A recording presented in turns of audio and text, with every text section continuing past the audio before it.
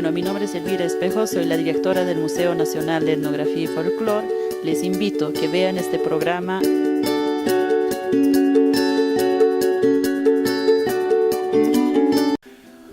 Hola amigos de Percepciones, el día de hoy nos encontramos con la directora del Museo Nacional de Etnografía y Folclore de La Paz, Bolivia, la licenciada Elvira Espejo Ayca. Mucho gusto, licenciada. El día de hoy quería hacerle unas preguntas. ¿Cuáles fueron su primera impresión al saber que iba a ser encargada de este museo? Bueno, mi impresión grande era que el museo estaba reorganizado, que el museo estaba, yo diría, muy modernizado, como tenemos el edificio moderno. También pensé de los trabajos de la misma manera. Esos fueron los impactos más grandes. Y por otro lado fue el personal, porque contamos con varias personas profesionalizadas en ciertas especialidades, que eso siempre me llamó la atención, que era una de las mujeres mejores de la institución que ayudaba para poder mostrar lo que tiene el museo, ¿no? ¿Cuál fue su visión para este año 2017 del museo? Para el año 2017 nosotros planificamos un año antes. En realidad mi planificación viene desde que he entrado el 2013. Comencé con una planificación de 5 años, de 2013, 14, 15, 16, 17, y en realidad tenemos todo planificado desde esa fecha. Y este año nos toca trabajar sobre la madera cestería, pero siempre tomando en cuenta, como hemos trabajado en el año 2013, sobre la cadena operatoria del textil, que ha sido uno de los hilos conductores que nos ayudó a ir en la misma dimensión con las otras especialidades.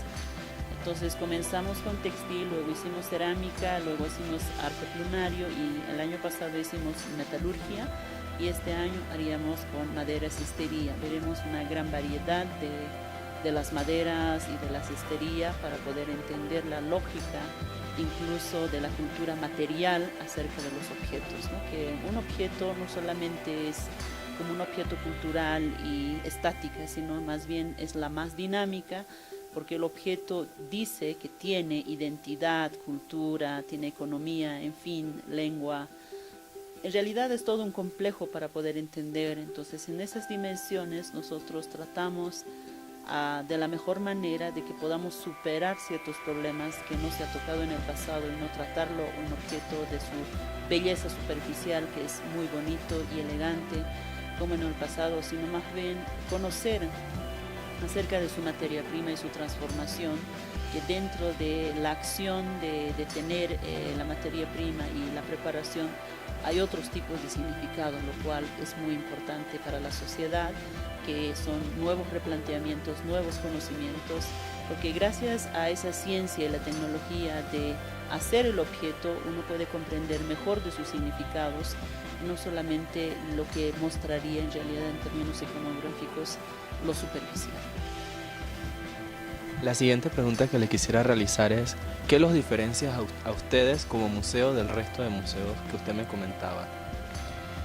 Bueno, eso es una pregunta bastante interesante. Yo creo que al recorrer, como he estado en Europa y Norteamérica, pude visitar, gracias a Dios, muchos museos, gracias a estas oportunidades de conocer. Entiendo cómo son las lógicas de los museos. Muchos de los museos se han dedicado en la organización de cronología. La cronología ha sido tan importante para ellos, es como una base del comienzo para organizar sus objetos, que reorganiza de una manera muy estructurada en el pasado, que es arqueológico, histórico y etnográfico, y no toma en cuenta la cadena operatoria menos la materia prima y el tratamiento para la elaboración del objeto. En ese sentido, el MUSEF es uno de los primeros desde América Latina replanteando por la cadena operatoria, que es cómo obtener la materia prima y cómo esa materia prima es transformada en objeto. En distintas regiones podría variar, pero se puede llegar al mismo resultado, no simplemente que todos hacemos de la misma manera. Hay varias formas y maneras de hacerlo que también lo marca la identidad, también marca la cultura, y esta diferencia es lo que nos aclara plenamente por qué su significado está dentro del proceso. Yo creo que este replanteamiento incluso cuestiona la famosa museografía de Europa, porque Europa o Norteamérica en este momento está con la organización todavía de la cronología y por la belleza superficial, que es lo bonito y lo elegante en términos de diseño, en términos de imágenes superficiales, ¿no? Y no en sí de la estructura, en términos de lenguajes más complejos de la práctica como ciencia y tecnología, lo cual que como culturas vivas nosotros tenemos aún todavía para la expresión y eso nos ayuda a profundizar aún más. Yo creo que es uno de los éxitos más importantes para todo el mundo que cuestiona las museografías, que tiene que actualizarse y entender mejor y poder divulgar la información más completa a favor de toda la sociedad y que no tengamos ciertos engaños. Por lo que entiendo, entonces usted me dice que ustedes no se quedan simplemente en la belleza de un objeto, sino que van más allá en cómo lo harían en diferentes regiones, cómo es la búsqueda del material, para que a la final termine siendo un mismo objeto hermoso y bello, claro, pero ustedes van más allá, eso los diferencia de otro museo. Continuamos aquí en la entrevista con la licenciada Elvira. ¿Cómo es el trabajo del museo con las comunidades? ¿Cómo van más allá en la búsqueda de esa información sobre la búsqueda de materiales para después llegar al objeto? Bueno, tenemos dos replanteamientos muy importantes. Una de las primeras en la proyección es cómo llegar a las comunidades directamente como museo con toda la información que se ha tenido. Se llama Museo más cerca de ti. Museo más cerca de ti, después de tener, digamos, el famoso catálogo de las 500 páginas de investigación, estos son impresos en cuadros y llevados directamente a la comunidad para la divulgación directa hacia la sociedad de las comunidades.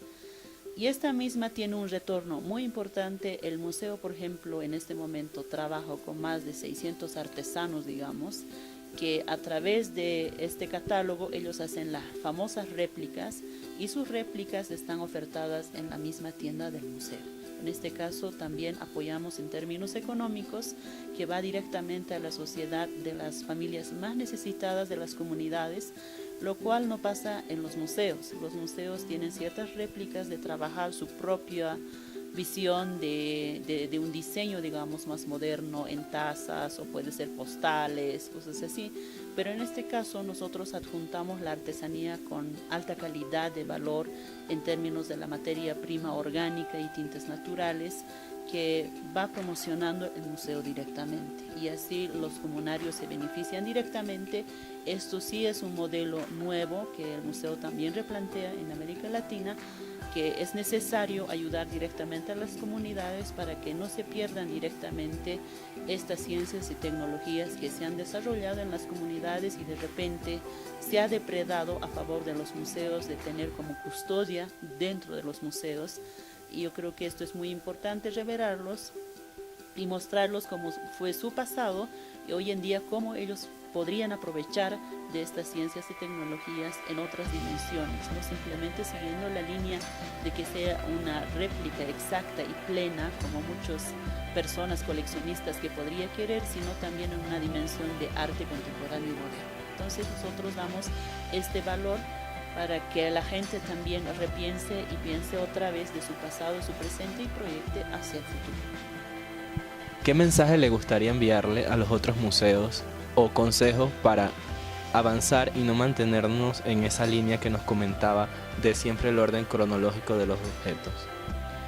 Yo creo que una recomendación más adecuada sería trabajar con las comunidades directamente, porque sé que las divinidades están en los profesionales. De repente, por ejemplo, hay un museólogo, hay un museógrafo que de repente no conoce la parte práctica, sí conoce la parte teórica, académica, pero no conoce a fondo la parte práctica y estas son las divinidades muy grandes. En ese caso, Museo, por ejemplo, trabaja directamente con la comunidad y la comunidad, por ejemplo, da una información adecuada de toda la región, digamos, o de la misma comunidad en sí, pero nosotros respetamos su autoría. En este caso, por ejemplo, el autor es la comunidad, el investigador y más el museo. Y así ellos sienten más, no es como extraer la información, sino también que sean parte de la autoría y que los dos son los conjuntos, los dos divulguen, ¿no?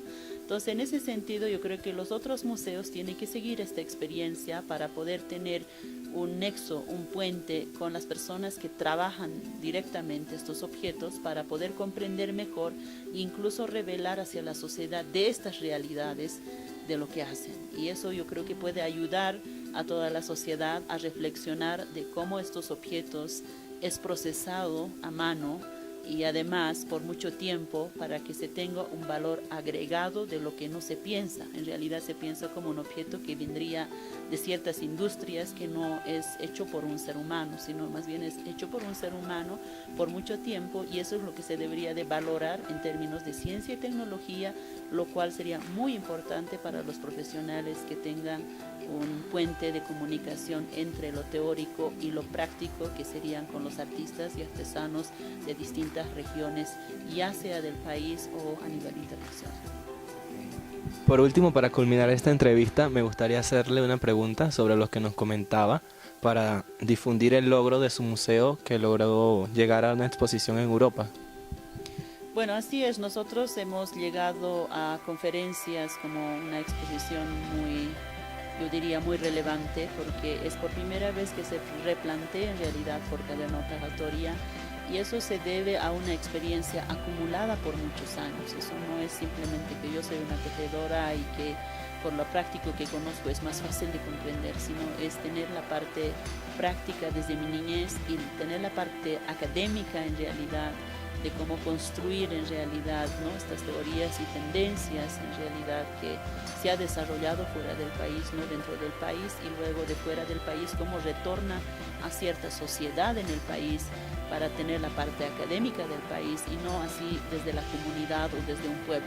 Entonces, en ese sentido ha sido bastante interesante por esta acumulación de conocimiento que nosotros lo proyectamos de una manera distinta por cadena operatoria, cómo se procesa, obteniendo la materia prima y cómo va pasando a la transformación del objeto y el objeto que nos revela.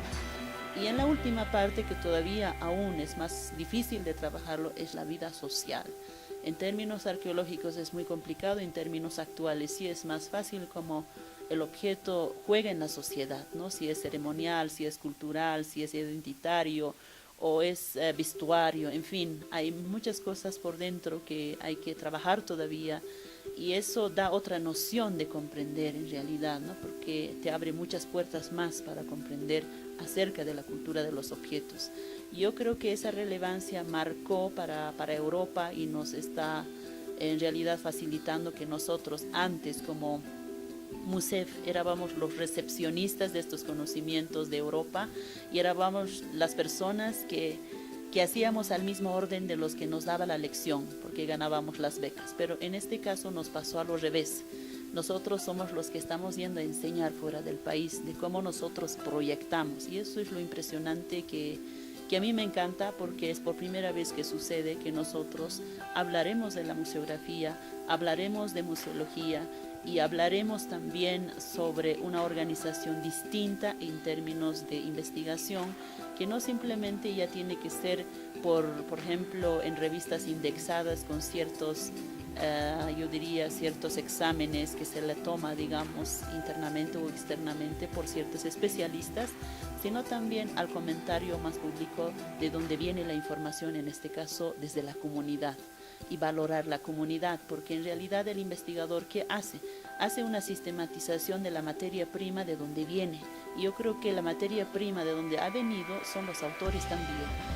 Yo creo que ese respeto es muy importante, y por esa razón yo creo que ha ganado una plataforma internacional que es muy importante para América Latina.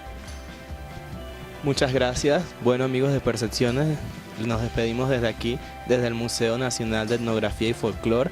A la licenciada Elvira, muchísimas gracias por abrirnos las puertas de su oficina. Y bueno, esto es todo. No olviden seguirnos en redes sociales y suscribirse en nuestro canal de YouTube.